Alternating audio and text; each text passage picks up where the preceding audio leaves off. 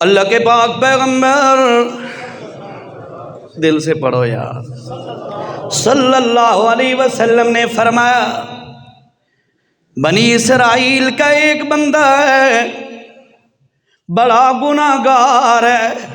یار اس کی رحمت دیکھ، وہ اپنے ہر بندے سے پیار کرتا ہے، بڑی محبت کرتا ہے۔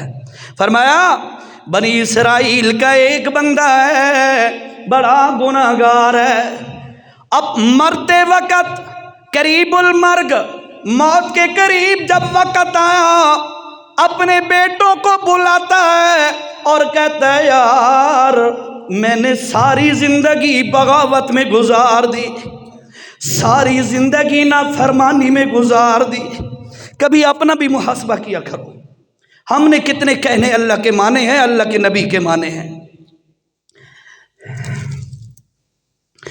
ساری زندگی گناہوں میں گزر گئی، اب مرنے کا وقت قریب ہے، بیٹو میری وصیت ہے، وصیت یہ ہے جب میری روح پرواز کر جائے، جب میرے اوپر موت آ جائے تو ایسا کرنا میرے مرنے کے بعد میرے جسم کو آگ میں جلا دینا، اور جلانے کے بعد میری راکھ، میری سواب، میری راکھ اس کو اٹھا کر کچھ دریا میں بہا دینا اور کچھ ہوا میں اڑا دینا۔ اچھا اب آپ کی وصیت ہے۔ ایسا ہی ہوا، والد فوت ہوا، وہ بندہ فوت ہوا، بیٹوں نے وصیت پہ عمل کیا، عمل کر کے راکھ بنا کر 2 حصوں میں تقسیم کر کے آدھی پانی میں بہا دی، آدھی ہوا میں اڑا دی۔ یہ بندہ جب مر گیا، اس کی جسم راکھ بن گیا، اللہ نے کیا کیا؟ اللہ تو قادر ہے، اس نے راکھ کے ذرات کو جمع کر کے سوال شروع کر دیا۔ اللہ قادر ہے، سب کہو اللہ قادر ہے۔ قرآن بار بار کہتا ہے ان اللہ علی کل شیء قدیر، اللہ ہر چیز پہ قادر ہے، وہ مرضیوں کا بادشاہ ہے، جیسا کر لے کوئی اس سے پوچھ نہیں سکتا۔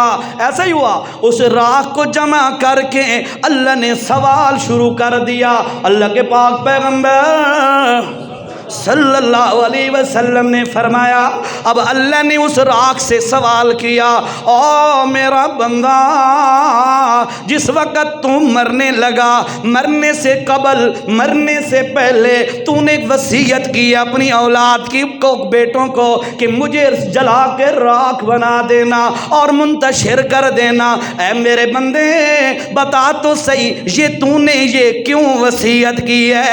آگے سے بندے نے، میرے نبی نے خبر دی ہے، سچی خبر ہے، یہ کوئی بی بی سی یا ہمارے نیوز چینل کی خبر نہیں ہے، محمد کی سچی بات ہے۔ فرمایا اللہ کے پاک پیغمبر علیہ السلام نے، بندہ آگے سے جواب دیتا ہے مولا میری ساری زندگی کا نقشہ میرے سامنے تھا، کوئی دن کوئی رات ایسی نہیں تھی کہ میں نے تیری نافرمانی نہ کی ہو۔ مولا مجھے ڈر تھا، مجھے اس بات کا خطرہ لگا کہ جب میں مروں گا، مرنے کے بعد تیرے دربار پہ پہنچوں گا تو تو مجھے جہنم کا عذاب دے گا۔ مولا میں نے اپنی اولاد کو وصیت کی کہ میرے بیٹو جب میں مر جاؤں میری راکھ بنا کے اڑا دینا، تاکہ میں اللہ کے پاس جاؤں بھی نہیں اور میرا عذاب، مجھے عذاب بھی نہ ہو۔ اللہ یہ سارا میں نے تیرے خوف اور ڈر کی وجہ سے کیا۔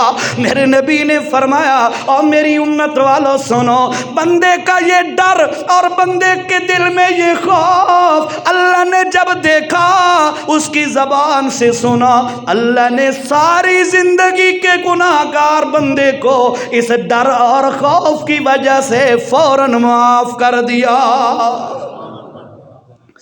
ہاں شرط یہ ہے دل میں احساس پیدا کر، رمضان آئے اور بندے میں چینج نہ آئے، تبدیلی نہ آئے، یہ نہیں ہو سکتا۔ اور نہیں آئی تو پھر فکر کرے، آ گئی ہے تو شکر کرے۔ جی